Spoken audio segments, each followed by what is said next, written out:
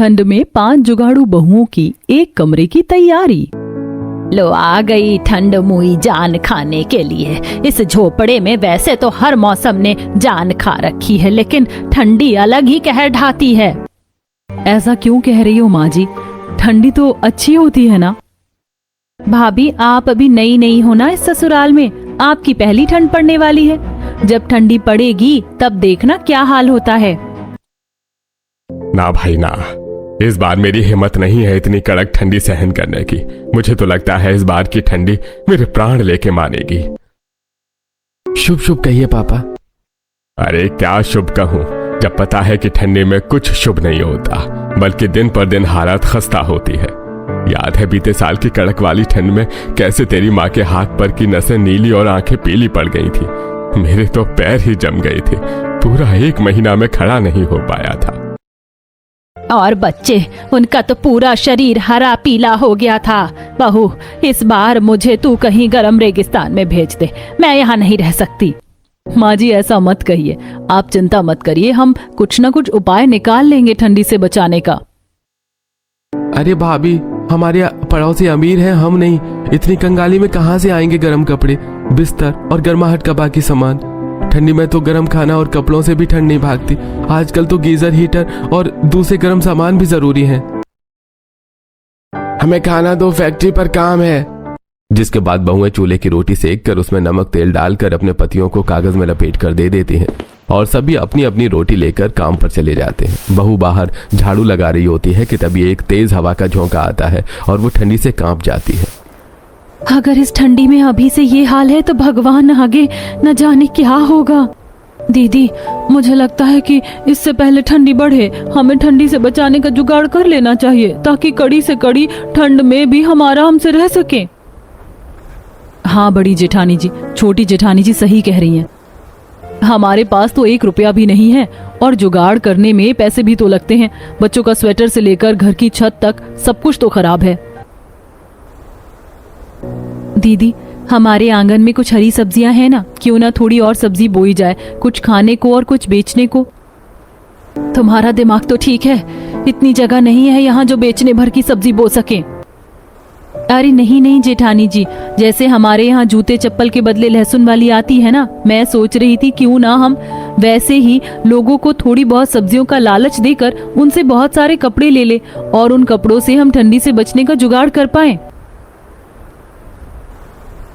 हाँ सही कह रही हो, हमारे घर में तो फटे पुराने कपड़े भी नहीं हैं ज्यादा। अगर हम लोगों को थोड़ी सब्जी का लालच देंगे तो लोग कपड़े दे देंगे। वैसे भी ठंडी में सब्जियां महंगी होती हैं। हाँ ये तो सच कह रही हो गुंजन, हम ऐसा ही करते हैं। वैसे भी हमारी पुरानी रजाई फटकर पूरी तरह चिंदरी हो चुकी है, हमें कुछ तो जुगाड़ करना ही होगा। जिसके बाद पांचों बहुएं ठंडी से बचने के लिए जुगाड़ करने में लग जाती हैं। पूर्वी और गुंजन घर में रखे थोड़े से कद्दू के बीज अपने आंगन में बो देती हैं। साथ ही थोड़ी और हरी सब्जियां, गोभी, मटर, टमाटर और मिर्च भी बो देती हैं और कुछ ही दिनों की मेहनत से उनके आंगन में हर सब्जी थोड़ी थोड़ी उगाती है। अब हमें बिना देर किए इसे बेचने के लिए जाना चाहिए दीदी।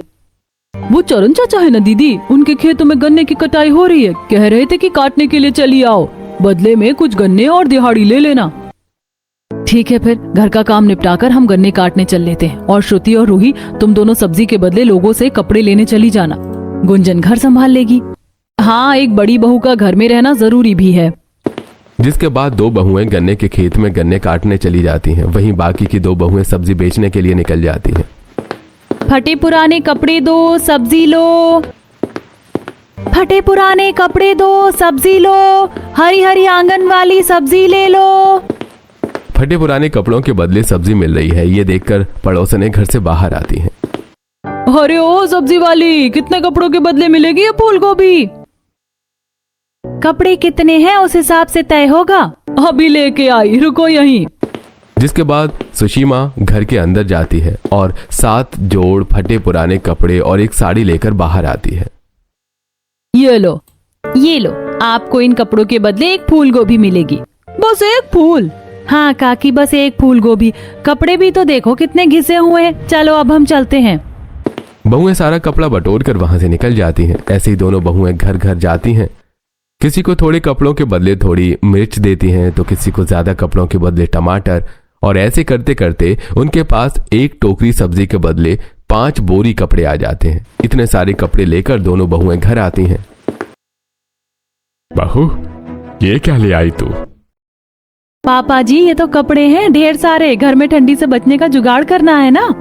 तो तू फिर लोगों के घरों से कपड़े ले आई ठंडी से बचने के लिए? दीदी अभी नहीं आई? भाभी ये लो पानी पियो, थक गई होगी सारा दिन काम करके। छोटी और बड़ी भाभी काम लगभग हो गया होगा, आती ही होंगी।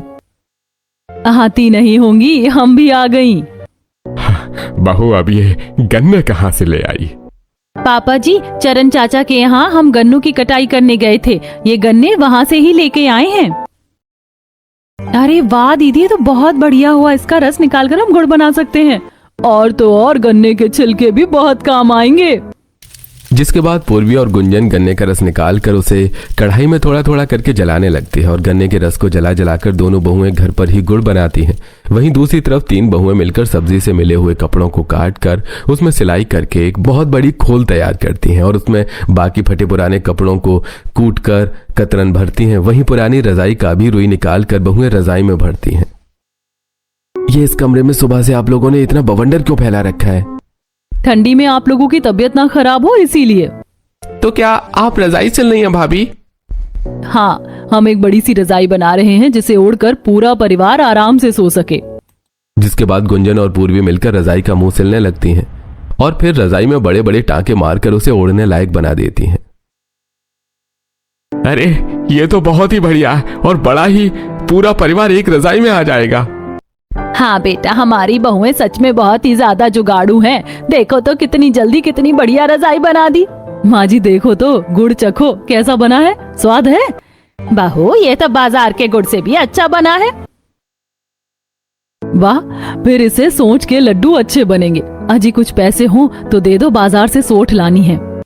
तुम्हें तो पता है पिछले 2 महीने से पगार नहीं मिली है और इसी आस में रोज काम पर जाते हैं कि आज पगार मिल जाए। कोई ना जी, नहीं है पैसे तो क्या हुआ, हो जाएगा सब जुगाड़। बहुओं ने अपने आंगन में ही हरी सारी सब्जियों के साथ थोड़े से अदरक बो दिए थे।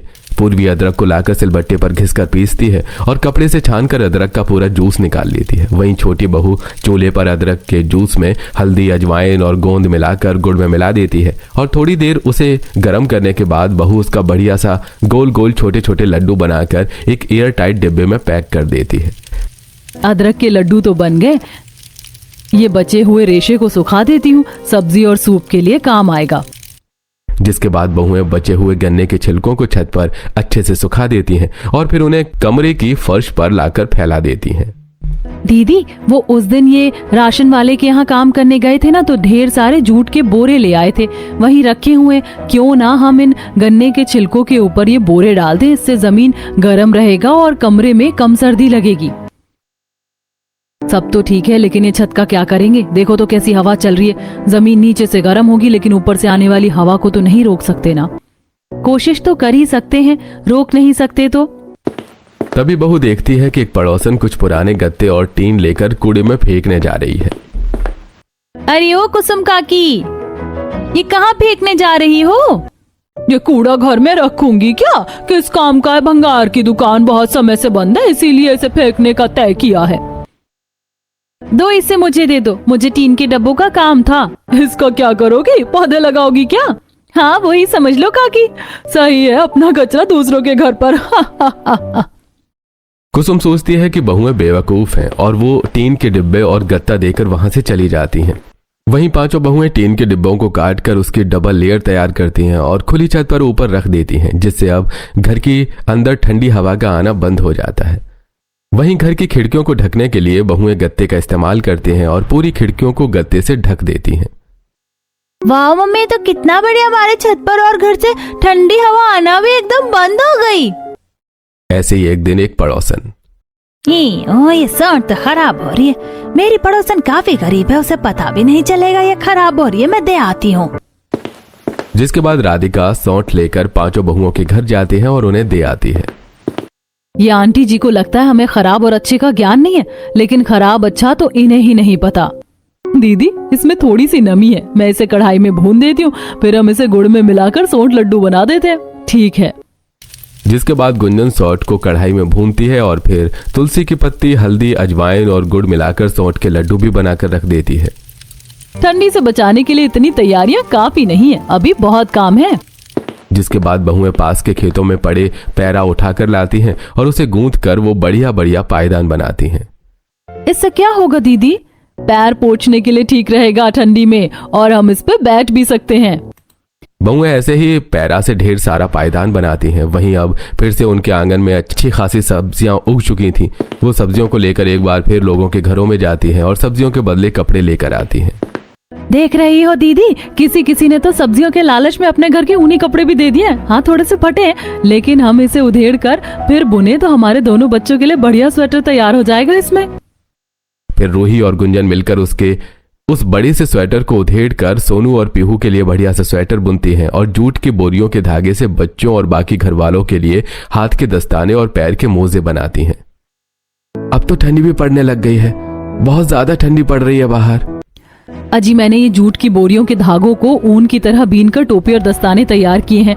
आप इसे पहनकर बाहर जा सकते हो। पांचों भाई टोपी, दस्ताने और मोजे पहन लेते हैं। वो वाकई काफी ज्यादा गर्म थे और वो काम के लिए निकल जाते हैं।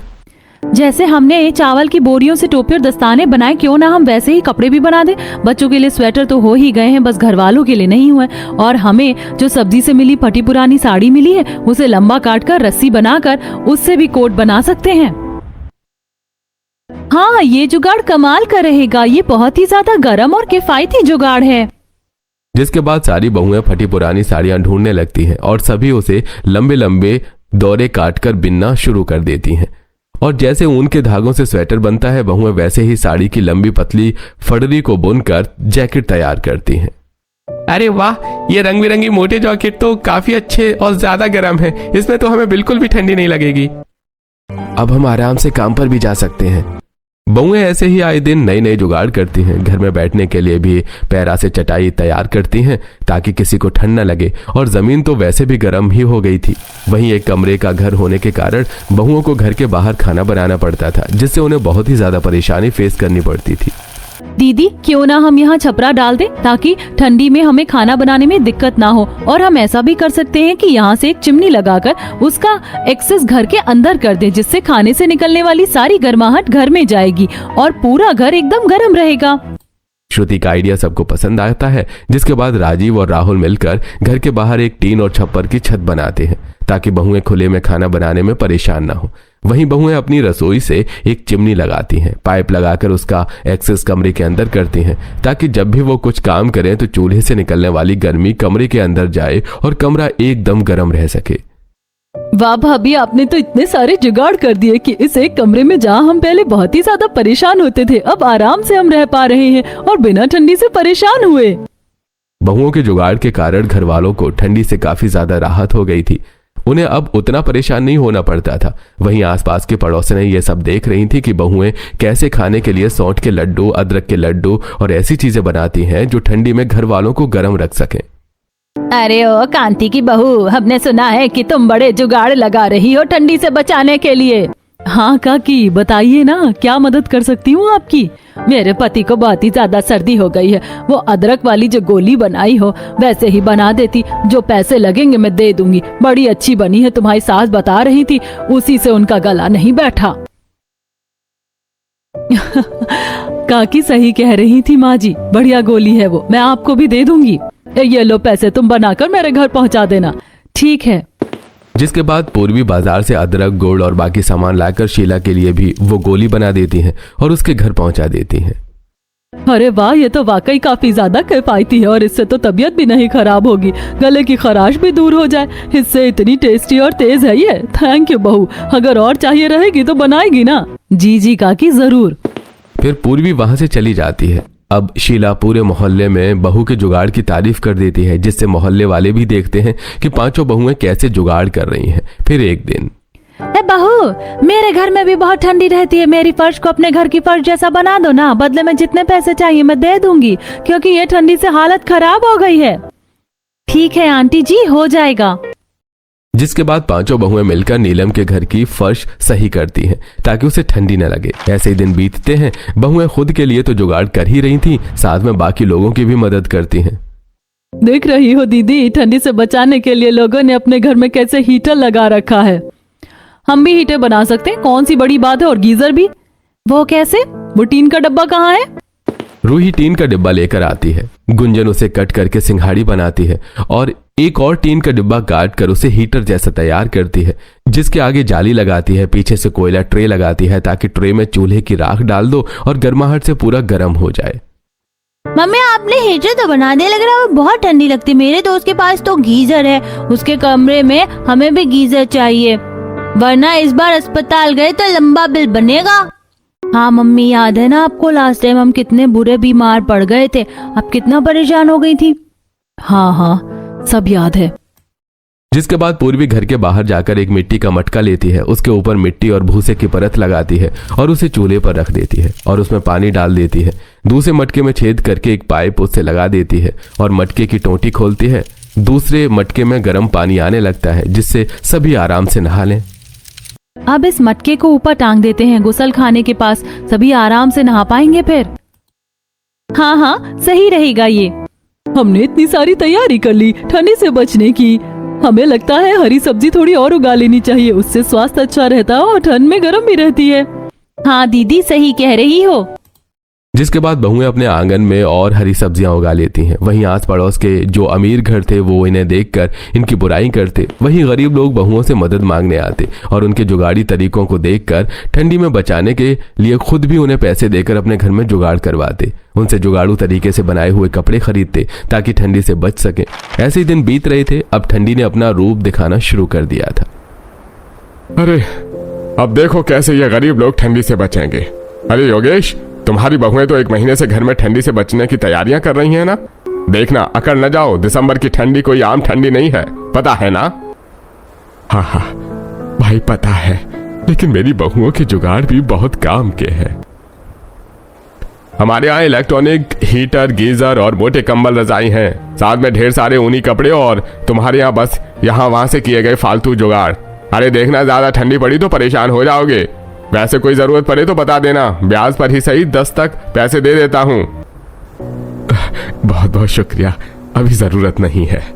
योगेश जी के घर में चले जाते हैं। वहीं रामधनी अपने पैसों पर बहुत इतरा रहा था। ऐसे में मोहल्ले की पड़ोसन, अरे तुम्हारी बहू ने कुछ ढंग से ठंडी से प्रोटेक्ट करने वाले इलाज क्या सीख लिया, डॉक्टर नहीं बन गई। अरे फालतू के जुगाड़ से कुछ नहीं होता। देखना जैसे ही ठंडी अपना रूप दिखाना शुरू करेगी सब जम जाओगे। बीते साल तो सरकार की मेहरबानी थी।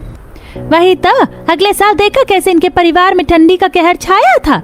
इस साल राम बचाए, कुछ पैसे कमाकर अगर ढंग का घर बनवा लेते तो थोड़ी सुविधाएं रख लेते तो कुछ बिगड़ नहीं जाता, लेकिन कौन समझाए। ऐसे ही सारे पड़ोसी तरह तरह की बातें कर रहे थे। वहीं बहुत सारे लोग ऐसे थे जिन्हें बहुओं के किए गए जुगाड़ काफी पसंद आ रहे थे और वो बहुओं से उनसे उनकी बनाई तरह तरह के सामान खरीदते हैं। अरे ओ कीर्ति, तेरी भाभी कहाँ है, काम था। क्या हुआ काकी? वो दरी सिलवानी थी और चूल्हा बनवाना था। वैसे ये तूने जो जैकेट पहना है कहाँ से लिया, काफी मोटा है। गरम भी है, भाभी ने पुरानी साड़ी से बनाया है। अच्छा ये तो बढ़िया है, अब तो तेरी भाभी से बनवाना ही पड़ेगा। जिसके बाद कुसुम अपनी पुरानी साड़ी लेकर आती है और धान का पैरा भी लेकर आती है।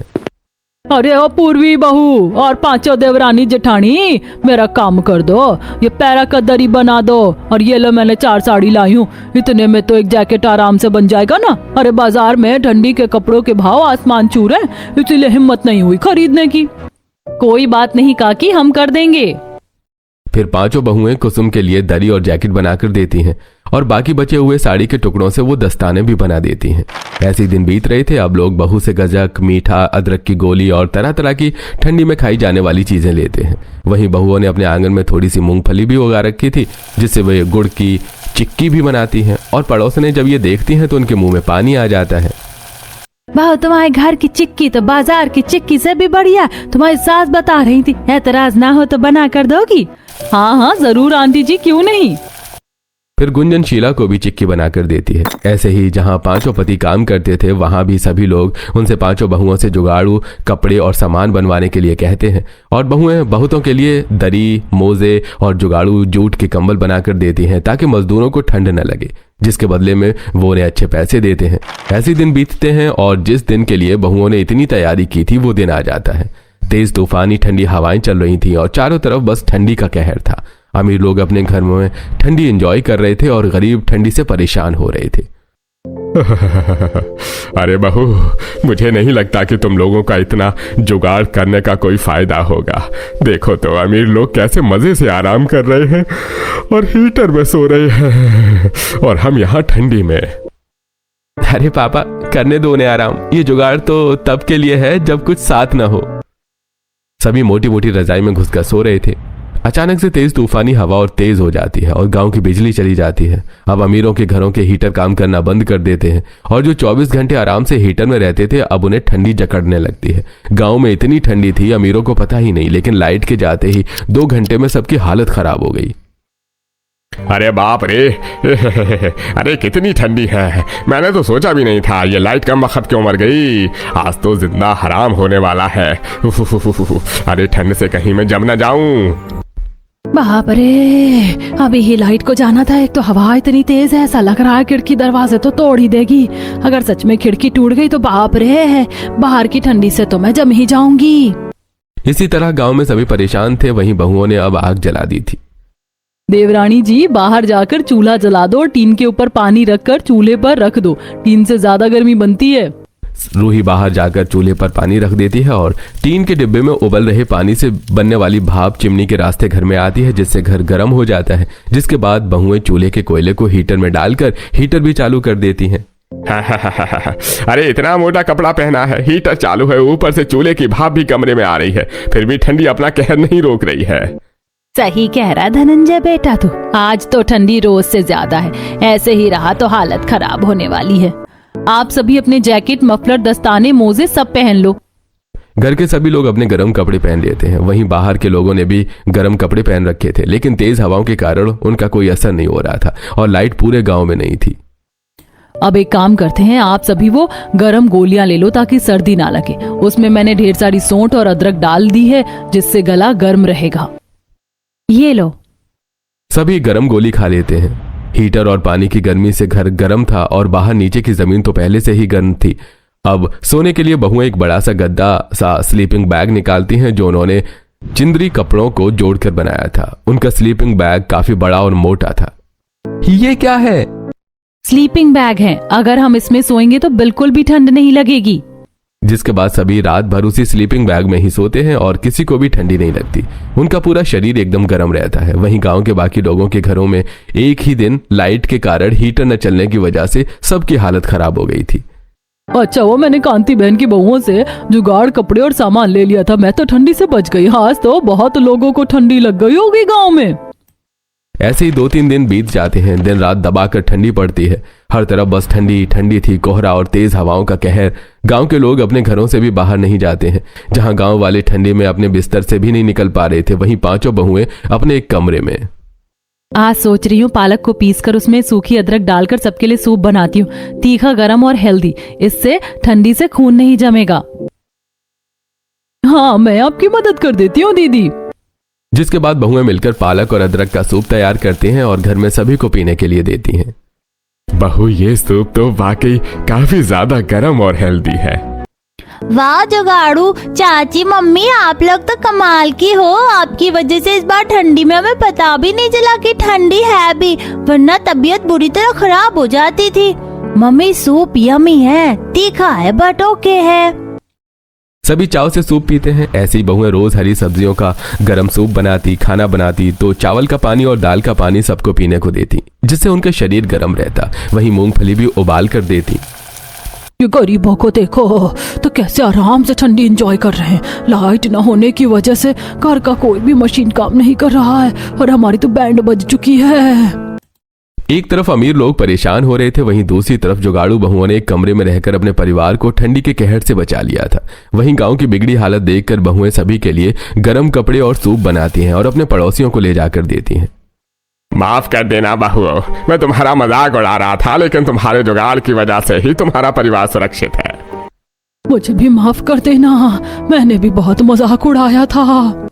सभी बहुओं से माफी मांगते हैं। आज गांव में ठंडी का कहर कम होने के बाद अस्पताल में लंबी लाइन लगी थी और बहुओं का परिवार एकदम दुरुस्त था।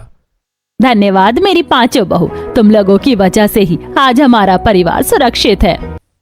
अब गांव के लोग भी पांचों जुगाड़ू बहुओं के पास उनसे गर्म खाने की चीजें बनवाने आते और घर पर बने जुगाड़ू हीटर और गीजर भी खरीदते जो बिना इलेक्ट्रिक के चल सके, ताकि गांव वालों को बिजली पर निर्भर न रहना पड़े। अब बहुओं की घर से ही अच्छी बिक्री होने लगती है।